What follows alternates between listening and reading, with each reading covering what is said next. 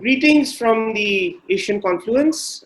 In today's version of Expert Speak, I'm delighted to talk to my dear friend Dipanjan Roy Chaudhury, who is a senior assistant editor with the Economic Times.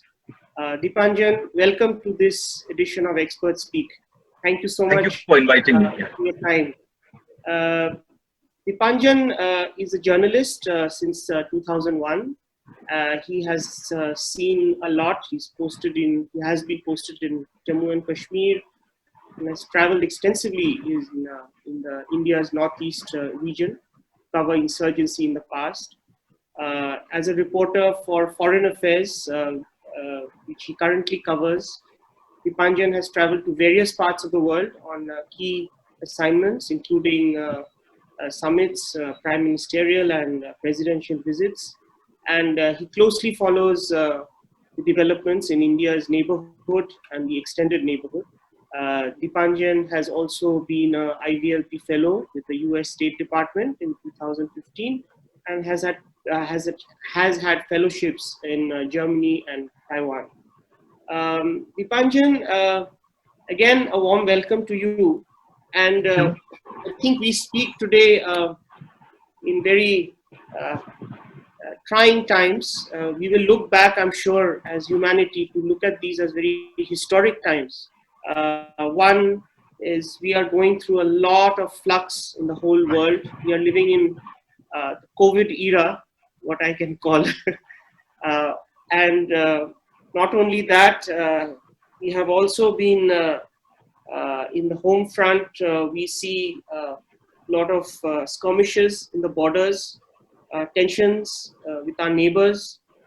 We see natural calamities, locust attacks, floods, all kinds of issues.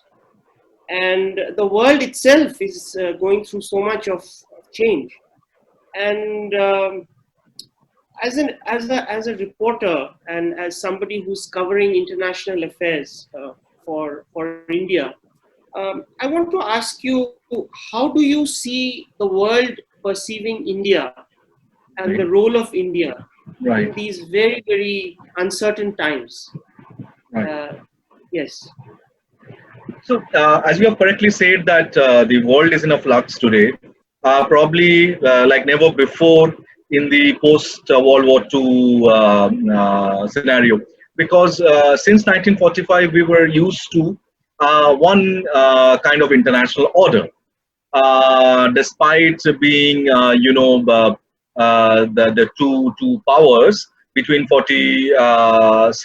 between 49 and 89, I would say, because what 49 was watershed when the Soviet Union developed the nuclear weapon, and therefore the second country in the world to develop the nuclear weapon after USA. And between 49 and 89, we saw the world getting divided between two camps and competition. And there was an effort by India to technically not join any of these camps and lead a movement called an alignment movement.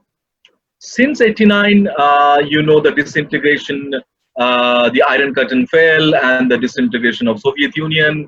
And 2020 is the 30th year of the birth of Russian Federation. But for this large part of the 70 years, we had seen an international order, where UN had the primacy. But this order is being challenged by a power, by an Asian power. For all practical purposes, I would say Soviet Union and Russia is is essentially an European power. It spans between Europe and Asia. It connects Europe and Asia, and it's an Eurasian power. But now we see the rise of one country which is particularly or essentially an Asian power. That country wants to challenge the dominance of US. It wants to end the unipolarity of US. While I understand, in my opinion, there's already a multipolarity, but it wants a G2 kind of a situation, something which existed between 1949 and 89, but it wants to replace that. And today it's not just a military power; it's an economic power.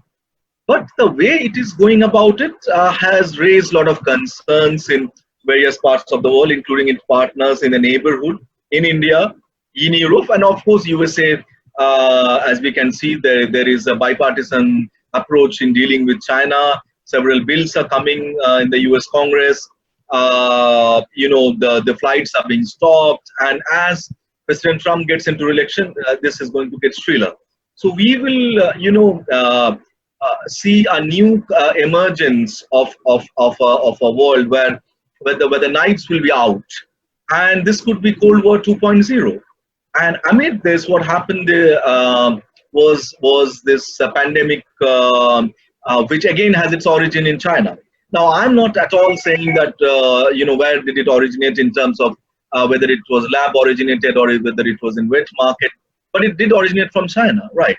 So there is definitely hard feeling among most countries that that China reported it late, and it could have saved a lot of lives. Firstly, particularly in Europe, it could have saved a lot of lives in Asia. It wouldn't have put the world economy in jeopardy. While China's economy is going to contract, it is still going to grow, by the way. And it is bouncing back, faster than any other countries in the world. The US is witnessing a second wave and probably will have 20 million people, as per their own estimates, being affected by the virus in some form or the other. So, we have a unique situation and watershed moment in history, and simultaneously with that, we see an aggressive China. China's rise has been aggressive in the last 20 years, right? As every year passed, it has been more and more aggressive. And I would say this took a new shape altogether when Xi Jinping came to power. He wanted to establish a China, a party which runs by force, right? Something which Mao did between 49 and till his demise, till he ruled. So Xi Jinping wants to bring it back. Now there can always be some kind of speculations that there are factions and whether there are people who are opposed to it, but he is the boss today, right? So, and he has opened up a lot of fronts. While WHA will conduct an independent inquiry, and interestingly, co-sponsored by some of China's close partners, but we see a country which is which suddenly became more aggressive with its neighbors. Hong Kong, which it considers as its own kind of territory. Taiwan, which it wants to annex Taiwan. It has picked up a boundary face-off with India, knowing very well that it's a disputed boundary, and it is going on with pushing its limits in the South China Sea. Now, in this, in such a situation, there are a lot of expectations from India. Democracy, transparency. While the Indian economy might contract as per various estimates, but there are a lot of expectations from India, and as also because we enter the UN Security Council in next year from 21, 22, and probably this would be as important as our entry into the UN Security Council for the first time, which was in the 1950s. And this is going to be a break-even point for India. This is our best chance to claim this seat in the high table. And because there are lots of expectations, and we saw the support that India got, 184 votes out of 92. We know that it was uncontested, but it got 180 plus votes, which is amazing in my opinion. And there was 30 years back, when we beat it, we really found it difficult to get many of these votes actually. But then we cultivated, Indian economy opened up. In 2010 to 12, we became the UN Security Council member for the 7th time. And now it's our chance in history to really reform the multilateralism through our tenure in UN Security Council as a non-permanent member. And India has shown the role that it can play as a benign power. And I would say particularly significant is the role that India played in the Indo-Pacific region during the pandemic, and also supporting some of its close partners like USA while supplying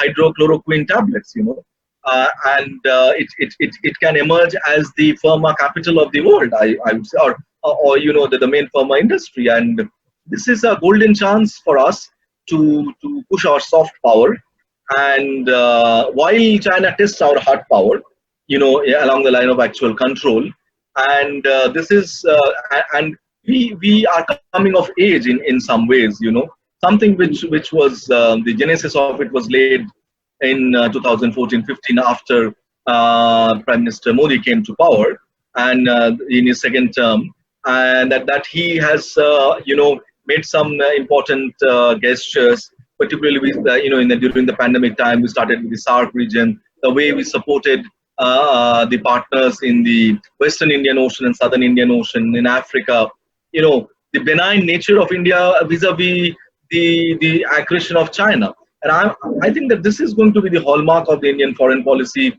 And if we can play our game well, we would probably be ahead of many other countries in terms of our of the power that India has in creating in doing really like taking humanity to the next level, I would say. Yeah. Yeah. Dipanjan, you spoke about benign power versus as opposed to an aggressive hard power which China is projecting. And indeed, I think that is the real soft power that India has. And in this light, I want to ask you a question. Where do you see multilateralism now in the world in general? Right. Do you think? I mean, there are people who I hear who say multilateralism is dead. Right. And I personally am very hopeful on multilateralism. I think it's the way to go. Right. But how do you see that personally, but also as part of your work? I'm sure you interact with a lot of agencies across the world. And how do you see the perceptions of multilateral cooperation in addressing the challenges that you spoke about? Sort of a hard power, trying to take a unipolar stand. Yes. I would support you. Multilateralism is not dead. What we need to reform the institutions of 1945. Be it UN, be it IMF, the World Bank, and various other institutions. If we don't reform these institutions, and with US in a mode to retreat globally, and this is going to be a trend. I don't think is going to see us much reversal even after the next elections, irrespective of who comes to power. Yeah. Generally, US is in a retreat mode, and if we don't, if the world and the international community doesn't come together and reform the multilateralism, some other country would come and dominate that, right? There are already attempts by that country, to dominate number of international institutions. My only, difficulty there is with the approach of China in kind of, the way they are trying to take over the institutions, right? It's not about taking over institutions. It started. It also wanted to reform multilateralism. When it formed BRICS along with India, Russia, and then Brazil and the BRIC, and then later South Africa joined BRICS. So the original idea was to reform the multilateralism. Now China wants to go back to one. It has somehow dropped that agenda and wants to dominate the institutions. But that's not how multilateralism should shape up. Multilateralism is a model where there are equal stakes for everybody. We need reforms of the institutions and not dominance of one country. Right. And multilateralism, in my opinion, it's not just 200 countries sitting in one room in UN. It can start from 3 countries or 4 countries in the region. For example, I would say BBIN, a sub-regional grouping, is one form of multilateralism. We can take it to the BIMSTEC. It's one form of multilateralism. SAARC, we all know, didn't work for various reasons. Particularly the way Pakistan wants to use SAARC. ASEAN is a multilateral order which has worked very well for the last 50 years. It doesn't have a military component, but that's how they decided. It's an economic success story. EU is a multilateral forum, and EU wants to keep multilateralism alive. So US, in my opinion, should not withdraw and give the space. because there's always, in my opinion, there's a need for balance in geopolitics. Geopolitics. If there's a vacate in if there's a vacuum in geopolitics, some country will fill it up. Now we cannot, whether it's X or Y, we cannot allow one country to fill up.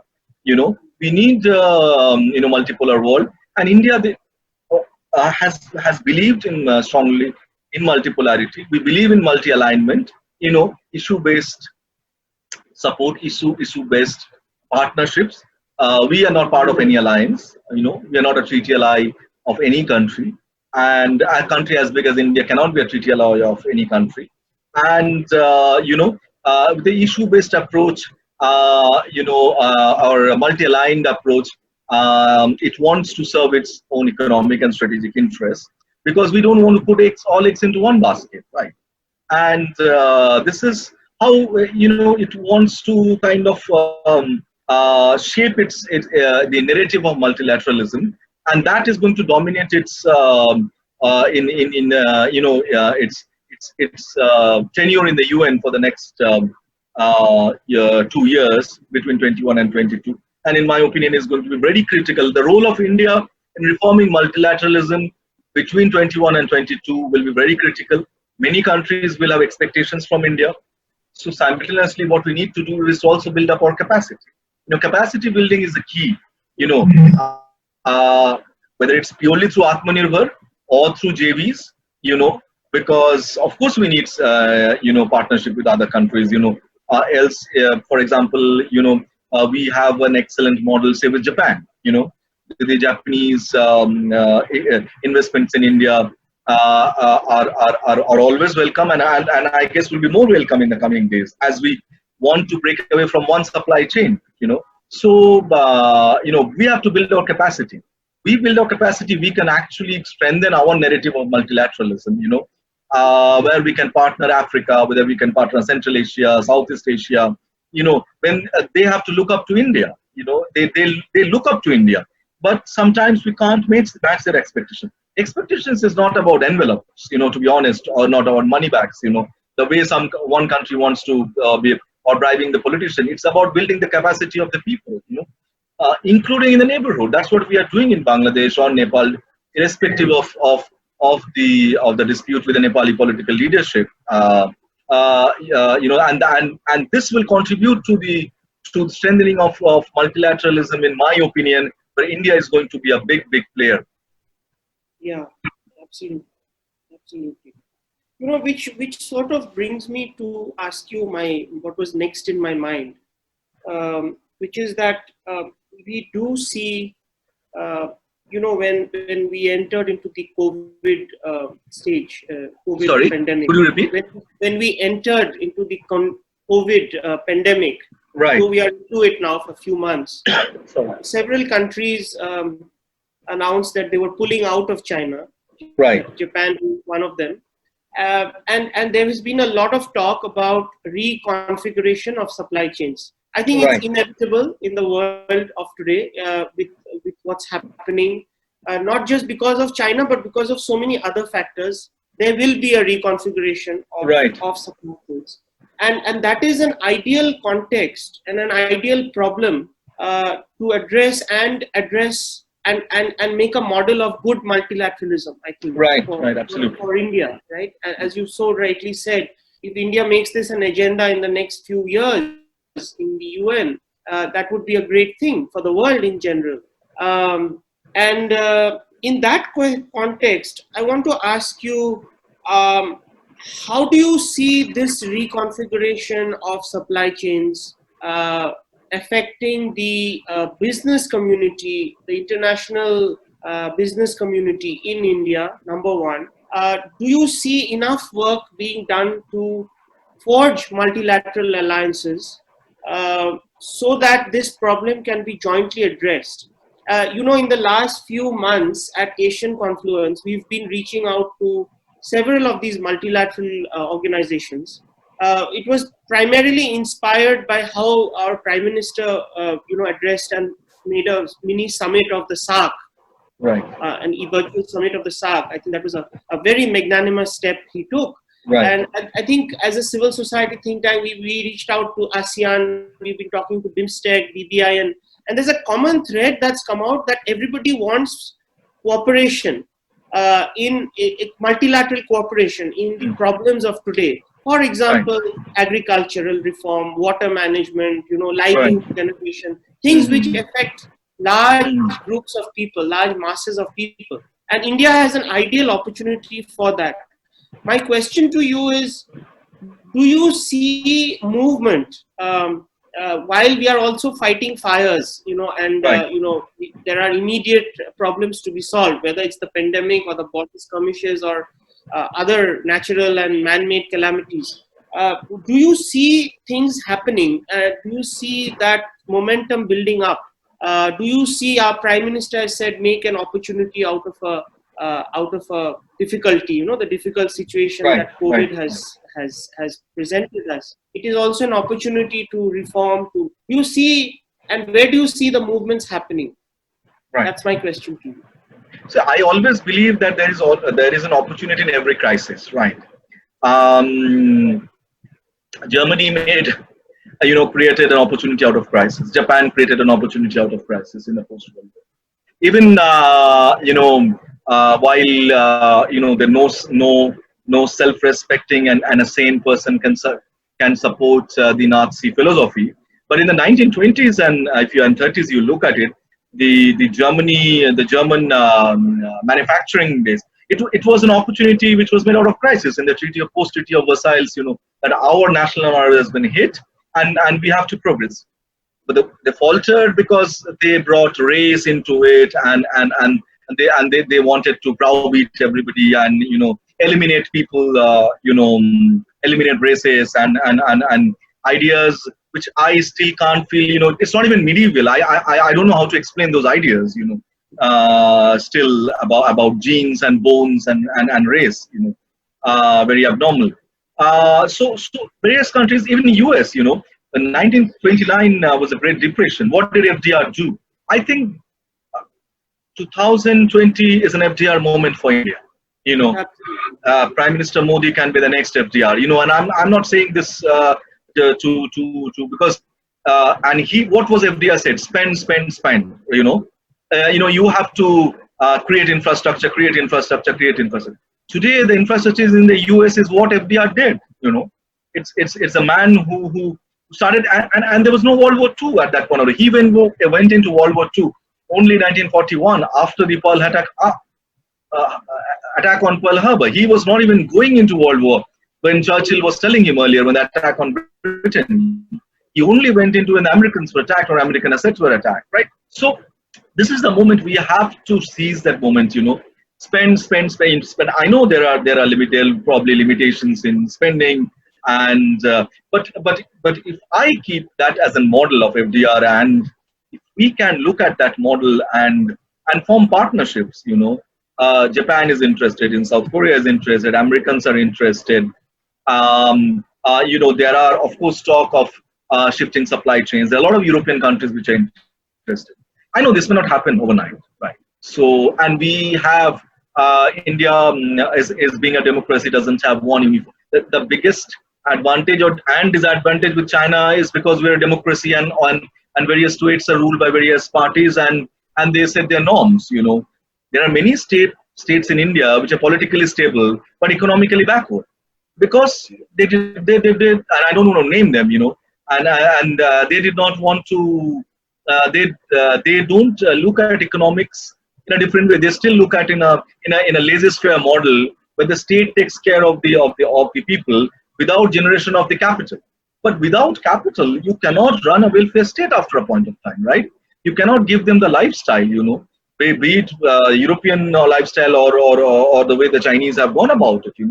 They think left, they act right. It's what they say in China.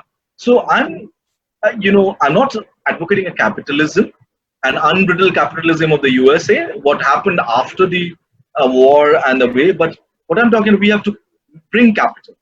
To make capital, we have to give incentives to the companies which are coming.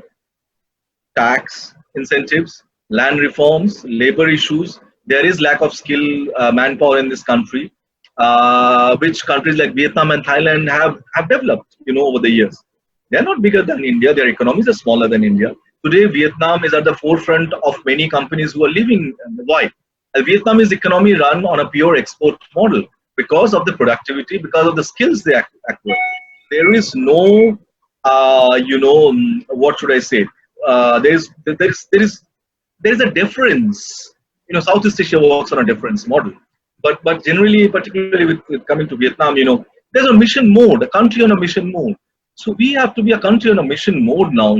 This is the opportunity for us to shift, and that will help in generating skills in India, create skills. It will pass on from this generation to the next generation, bring capital, bring technology. That's more important. Europe is we are, if we partner rightly with Europe, we can get the European capital with the European technology, and then India can enter the European market. And this, of course, FTA makes it easy. Today, Vietnam is probably basking in glory because Vietnam could conclude the FTA. Vietnam is, I'm just talking a bit on Vietnam because it's a country. It's an FTA with the Eurasian Economic Union. It's an FTA with EU. And it is one of the, I think it is somewhere the far-sightedness of the Vietnamese leadership. They didn't go and study in best of the universities. They didn't go and, unlike the Chinese leaders, didn't send their students, to go and bring, and blackmail and bring the technology, right? There was no forced technology transfer in Vietnam. Okay? So, but it could become a base. It has become a hub for companies shifting out, South Korean companies, and we have an advantage of English-speaking people. We have to also focus simultaneously on basic sciences. I believe encourage people to do basic sciences, fundamental sciences, which also helps to create better research and development. So we have to focus simultaneously on research and development, not just defense, but of all kind. And if we get an exposure to some of these top companies, be it German, Japan, Swedish, American, or even there is a very interesting company in which is a Finnish-Russian venture called Zephyr. It is doing very well in AI and robotics and started working in mines. We have to look at cost effectiveness. They'll be a little more cost effective than other countries, but and because of our political relations, we really can take advantage of many of these situations. Absolutely. I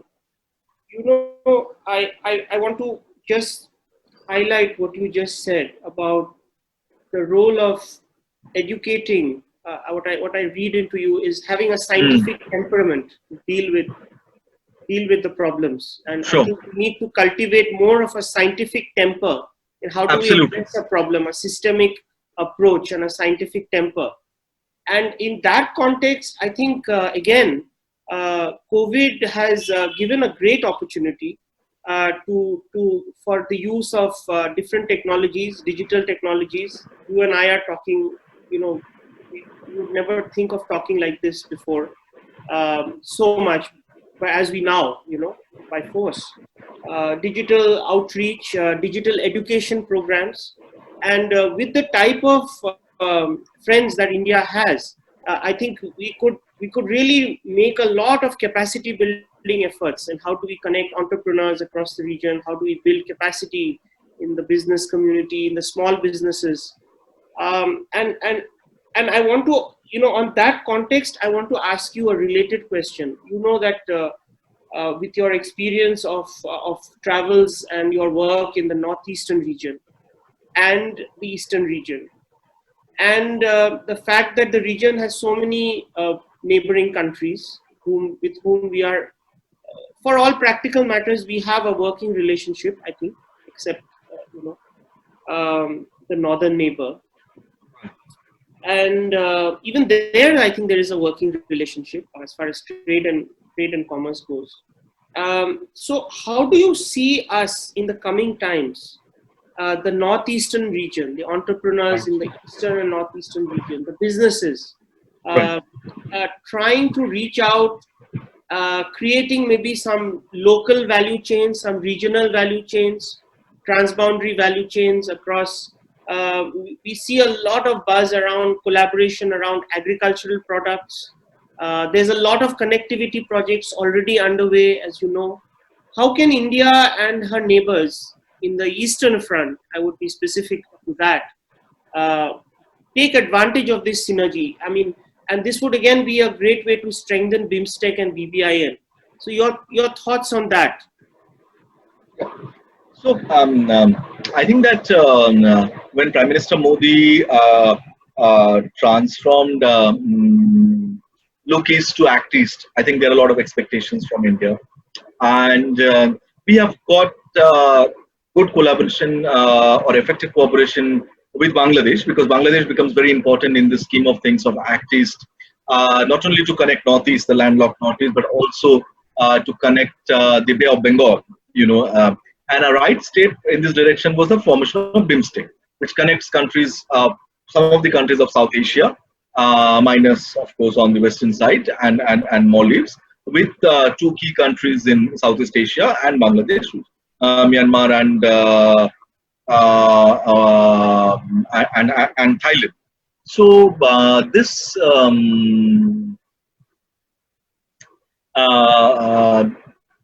this has created a very unique opportunity, particularly for not only for them, for the countries in Thailand and Myanmar. Guwahati is closer to than Delhi, right? Right. For Kabul and say in Central Asia, Delhi is closer, or for Tehran, Delhi is closer. Similarly, for Bangkok or Napitao, Guwahati is closer. So why can't we develop a kind of a value chain between Guwahati, Calcutta, which was probably one point of time the most prosperous city of India and the hub for the region? Why can't we connect these countries? So all these places are connected by ports, right? Between Calcutta and Singapore, Calcutta and Bangladesh and Myanmar. Why can't we can look at increasing the port connectivity? We can look to create air corridors. We can create air corridors between some of the northeastern states and Southeast Asia. I think because northeastern states have a couple of advantages, although the terrain always doesn't permit. But I think the biggest advantage is the human resource in terms of the language, in terms of the nimbleness, the soft skills. I think they are, because of their exposure to the Western culture, Western music and all, they're also quite kind of connected to the world in some ways. If we can connect this talented people and then most importantly young population who are raring to go, and after the COVID, when some of the people from Northeast who are working in other parts of India have to return home, how can we tap this talent, right? Hospitality sector, Japan was making some investment or still making investment in Northeast. Singapore is also interested. So can we look at to add something where connecting Northeast to Thailand and Myanmar and Thailand, to the IMT and the Singapore, and then extending that to Vietnam, and then making Northeast, Calcutta, Guwahati as a hub, right, for the region, create quadruple, or and not just triangle, I'm talking about bigger, and connect Singapore. Actually, this should be the hub. Policies will have obviously made it capital, but if you look at China, Guangzhou is not the capital of China. But Guangzhou developed as the hub, right, because of its closeness to Hong Kong, because of its closeness to Southeast Asia. It became a hub. So why can't West Bengal and Assam, and therefore of course Meghalaya and Manipur and Nagaland and Tripura can be the hub which connects to Southeast Asia? And there are some countries like Cambodia, Laos, and Myanmar who needs better exposure. So tourism, more flights, and I'm sure that because now Manipur can receive bigger flights. Why can't we have an international airport in Manipur, right? And if you come to not just Gautik and Manipur and Tripura receives bigger flights, why can't it be an international? We can, in my opinion, have 3 international airports in Northeast, right? And connected to Southeast Asia, get more tourists, get more exposure, take the students of Northeast to Southeast Asia, in terms of when we do student exchange and all, when they are offering scholarships, why can't they tap into this scholarship offered by Singapore or Japan? Japan has a program for Northeastern students, if I remember correctly. Yes, But Southeast yes, they Asia, do. Yes, we Singapore, help and to facilitate that a lot. yeah, yeah. Yes. So and then it will be a really a connect between Eastern India connecting into the eastern part of the Indo-Pacific, right? So for India, it's one part of Indo-Pacific, right? So this region has the immense potential to take India's Indo-Pacific game to the next level. Absolutely, but which brings me to a more difficult question. Yeah. And this can probably be my last question, or Sure. maybe a small follow-up, which is that the vision of Act East, I think really inspired a lot of people in the North. As you correctly pointed out, I think there Right. are many people in the northeastern sector, even the eastern quadrant of India, Right. who think that yes, I think it's time that the region comes of age, that Right. it becomes the new hub of of the connector between South and Southeast Asia. The possibilities are immense, but what is sometimes gets very frustrating, I think I'm talking from a really public perception, is that when government packages or government intentions are announced, but it takes them a long time to implement it. For example, the IMT, I think we have been hearing about it for a long time. It's still Right. not seen the light of day. I think about it's been quite a few years since the government in Assam announced that there would be about 7 or 8 international flights from Guwahati to the Southeast Asian countries. It still hasn't materialized. We've been talking about Imphal as a hub with Myanmar. It still hasn't materialized in the scale that it could have, Sure.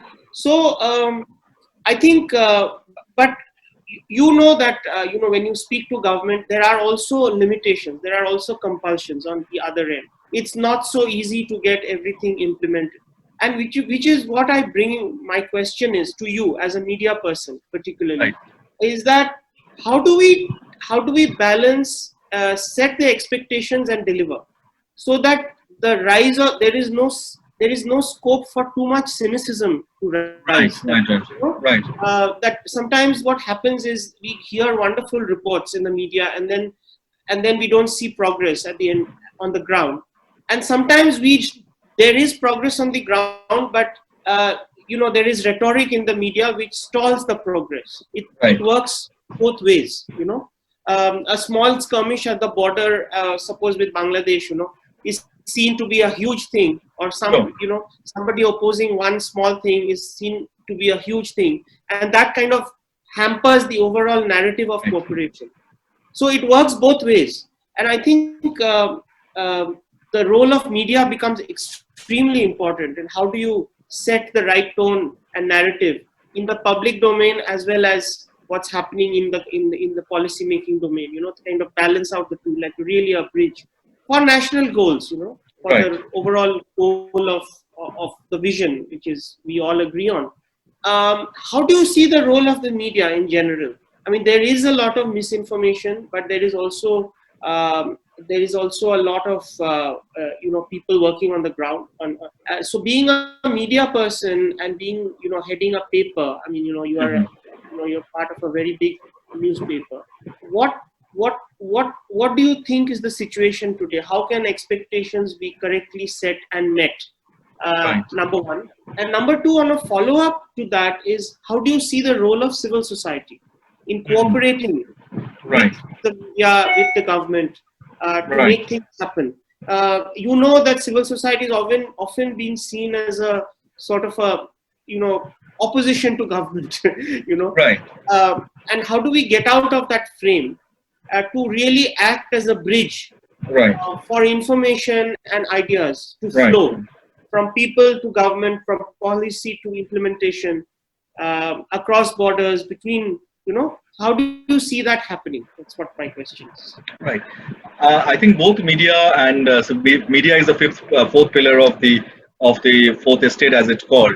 Civil society, in my opinion, would be the fifth estate of any government, and particularly in democracy, when sometimes you need reflections, right? So both media and civil society has a very important role to play. Um, you know, uh, uh, in a democracy, we are not like our northern neighbor. So there will be transparency. There will be some criticism, of course, of and because sometimes expectations are not being met because of various bureaucratic hassles. Particularly in a country like India, bureaucracy plays a big role, and it's not a one-party state. There are various political parties. For example, Northeast.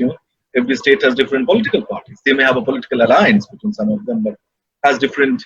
And every state has different needs also. I think the media needs to do some micro study and not just macro sitting in Delhi and talk about Mizoram or Tripura, but to go to the ground, not just cover insurgency. That is on the decline today. We hardly hear about. Occasionally, we hear about attacks in Manipur, but gone are those days. Of when I used to last visit in 2005, and I think it's been relatively peaceful for the last 15 years, in largely in Manipur. Although that probably the talks with the NSA and IM have not, there's no, there is has been an, but they are not in power, and therefore they have certain views, and but media has to go to the ground, study micro. You can bring micro to the macro picture. Like, you can't just do macro. One can, I believe, bring the micro into a macro. That's where the art is. Bringing the micro into, how can we what's happening in Mizoram or Manipur or Bangladesh, how this connectivity, and then put it into a BBN and BIMSTEC connectivity, and how BIMSTEC feeds into how BBN fits into BIMSTEC and BIMSTEC fits into Indo-Pacific. Things like this. You have to have that passion first, and then understanding, and to focus on micro, and there will be, of course, some criticism somewhere or the other. But media also has certain biases, right? It has to get over its biases. It has to kind of go, step out of Delhi, step out of Bombay, step out of Calcutta, and go make more trips, take up fellowships. It's just not depend on probably the organizations sometimes which are not, but on the merit. If can go for higher studies, if one has to really specialize in a particular, look for support, and civil society and media can play a hand in hand in this, because I believe that they are two sides of one coin, in a way. Both can feed into each other, and then present, help government to improve where there are gaps, where there are challenges, right? Present a set of recommendations. Does not mean that the media go and give it to the government. It will all be through storytelling. I think the storytellers are also vanishing probably in India. Because sometimes because of the pressure and that they have to deliver very fast. If we can write in a style which is a very prose, and not just in a very straight, and can bring that flair into it, do a storytelling, and I think we can fight some of this misinformation campaign in a better way. The media also has to come out of its biases, and and just and develop interest in particular, and maybe if there are a lot of if the civil society and media can develop a partnership in some way, I don't know if some fellowships are offered, for bright media, young journalists to go and work in Northeast, to go and spend some 2 months in Southeast Asia, travel around Southeast Asia, and that would really create a kind of a pool of people, which in future can help to bridge the gap and narrow the lack of information, which exists as on date. Yeah, thank you so much, actually, Dipanjan. I think you because bringing the micro and connecting the macro and micro pictures is so very important. And the macro picture, if it has to be really rooted in the ground, it's good to have a vision, but if the vision has to become reality, it has to be validated by the micro reality. And vice versa, the micro has to be enriched by the bigger vision of the macro. And we are living in times where I think everybody is seeing the value of macro picture. We are faced with problems which are so much larger than us, us in the micro level, you know. So, in fact, while you were speaking, I mean, this is exactly the role that Asian Confluence has been trying to play, of connecting the micro and the macro. But as an institution, of course, we are just, can do much. I think the whole intent is to galvanize more people, more ideas, more thoughts on that. And this Expert Speak series is basically an idea towards that. So on that note, I think you really hit the nail on the head, and I think this would be very useful, what you just spoke about, to a lot of people. And on that note, I think I would like to thank you for coming online and sharing your time and thoughts with us, and look forward to further collaborating on how media and civil society can work together to spread the right narrative in place. So thank you very much on that note. Thank you very much. Yeah.